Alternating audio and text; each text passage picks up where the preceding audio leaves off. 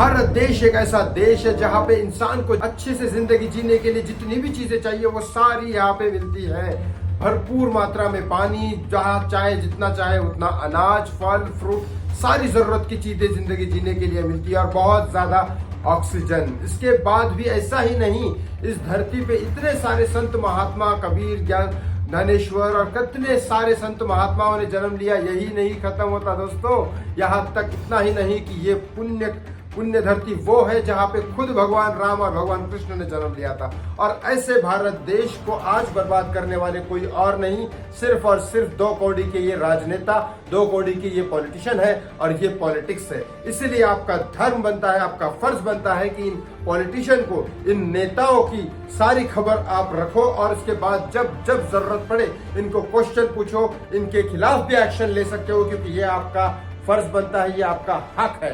तो इसी बात पे मैं शुरुआत करता हूँ ये पहला एपिसोड पॉलिटिकल न्यूज का। इसको वायरल जरूर करिएगा, क्योंकि मैं आगे आपके लिए ऐसे ही बिना डरे, बिना झूठ के सब कुछ सच आपके सामने लाऊंगा इन 2 कौड़ियों के पॉलिटिशियन के खिलाफ, और सबको आपको सच बता के रहूंगा। आज बात करेंगे 5 नेताओं की। महाराष्ट्र के मनसे के मेन नेता राज ठाकरे, भारत के प्रधानमंत्री नरेंद्र मोदी, भारत के कांग्रेस के मेन लीडर राहुल गांधी, कश्मीर की विधानसभा से चुनाव लड़ने वाली महबूबा मुफ्ती और हमारे महाराष्ट्र के मेन महाआघाड़ी सरकार के चाणक्य कहे जाने वाले शरद पवार। इन 5 की मैं आज बात करूंगा। सबसे पहले बात करूंगा राज ठाकरे की। आपको एक बात पता होगी, मुंबई में माहिम एक एरिया है जहां पे समुद्र किनारा आता है, वहां पे इल्लीगल तरीके से एक दरगाह का आयोजन किया गया और वो दरगाह राज ठाकरे की जब नजर में पड़ी तो राज ठाकरे वहां गए कल गुड़ी पड़वा के दिन और उन्होंने बोला ये इल्लीगल दरगाह है। उन्होंने पेपर्स देखे और जब ये इल्लीगल दरगाह है तो इल्लीगल कुछ भी नहीं हो सकता।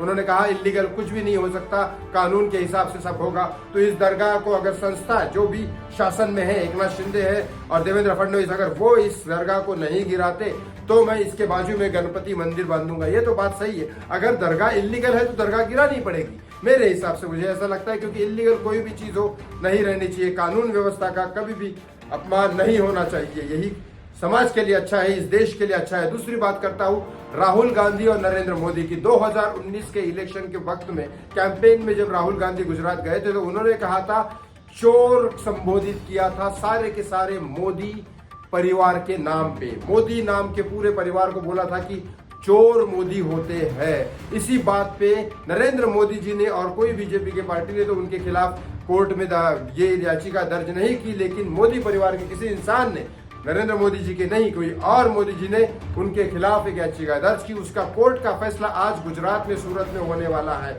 अगर ये राहुल गांधी जी के खिलाफ गया तो उनको जेल भी जाना पड़ सकता है।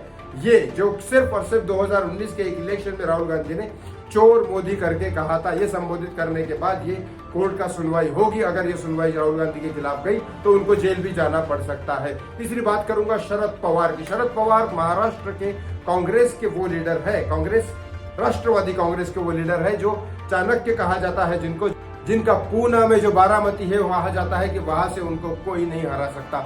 वो महाराष्ट्र के राष्ट्रवादी कांग्रेस के शरद पवार अब मीटिंग कर रहे हैं सारे विपक्ष के पार्टियों के साथ। मतलब उद्धव ठाकरे सरकार वगैरह ये सब तो है इनके पास, भारत के दूसरे जो विपक्ष की सरकार है, मतलब कांग्रेस के अगेंस्ट में जो है, बीजेपी नहीं, दूसरे जो छोटे मोटे सरकारें हैं जो अपने अपने स्टेट में आते हैं, उनसे कर रहे हैं एक मीटिंग। अभी मीटिंग का क्या उद्देश्य है, क्या शरद पवार अपना सपना पूरा करने वाले हैं सीएम बनने का या पीएम बनने का, या विपक्ष सरकार से, विपक्ष के नेताओं से अपना ये साथ में संगठन मांग रहे हैं? क्या होने वाला है इसमें, ये तो शरद पवार जानते हैं, और या तो इस मीटिंग के बाद जो अनाउंसमेंट होगा राष्ट्रवादी कांग्रेस की तरफ से ये समझ सकते हैं। चलो लास्ट में आपको बात करता हूं, बहुत ही अजीब सी बात है।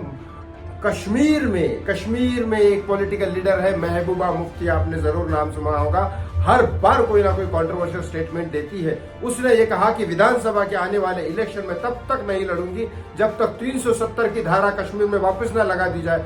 वाह, ये क्या बात होती है। एक तो बीजेपी ने अच्छा काम किया 370 की धारा हटा के, उसके ऊपर आप चाहते हो कि विधानसभा के इलेक्शन ना लगाए, जब आप 300 धारा वापस लगाई जाए तब आप इलेक्शन लड़ोगे। मत लड़ो महबूबा मुफ्ती, आप ना लड़ोगे तो ही अच्छा है, मेरा तो यही कहना है। आपको इस चारों न्यूज के बारे में आपको क्या कहना है, और ये न्यूज जरूर शेयर कीजिए, क्योंकि यह आपका धर्म आपका फर्ज, ये आपका अधिकार है पॉलिटिक्स के बारे में जानना, क्योंकि पॉलिटिशियन ये एक ऐसी कचरा है, पॉलिटिशियन ये एक जहर है हमारे इस देश का।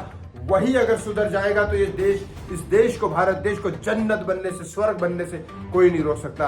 प्लीज इस वीडियो को शेयर करिए और इस चैनल को सब्सक्राइब करिए। Thank you so much for your subscription.